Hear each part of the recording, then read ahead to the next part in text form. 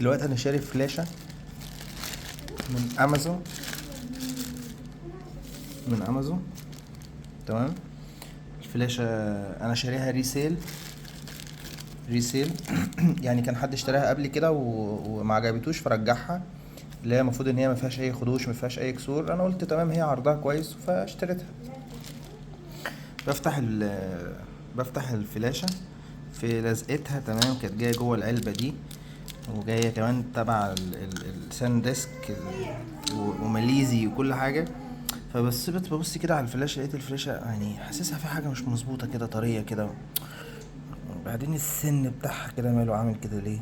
وشغلت اللابتوب وخلاص هدخلها كده اشوف هتتعرف ولا ايه.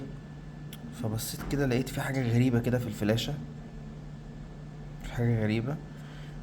فبص كده،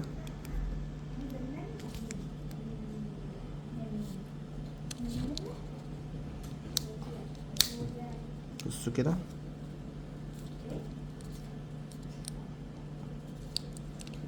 مش عارف افتحها بايد واحدة.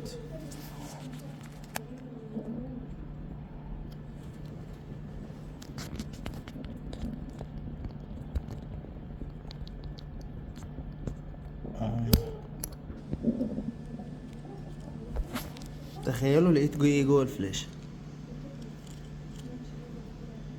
ورقة، ورقة جوه الفلاشة. وجوه الورقة ايه بقى؟ دي ورقة ايه بقى؟ اتكتفست. وجوه الورقة حاطط ايه؟ حاطط حاجة تقيلة، يعني اللي هو ايه، تقل الفلاشة من جوه. طبعا انا هعمل شكوى ومشكلة كبيرة جدا مع امازون.